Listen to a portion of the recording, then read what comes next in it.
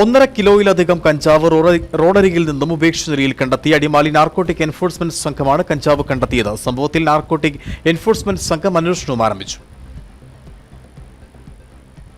Adimali narcotic enforcement സംഘം പന്നിയാർകുട്ടി ഭാഗത്ത് നടത്തിയ പരിശോധനയ്ക്കിടെയാണ് പന്നിയാർകുട്ടിയിൽ നിന്നും തേക്കുംകാനം പോകുന്ന വഴിയിൽ ഉപേക്ഷിച്ച നിലയിൽ കഞ്ചാവ് കണ്ടെത്തിയത്.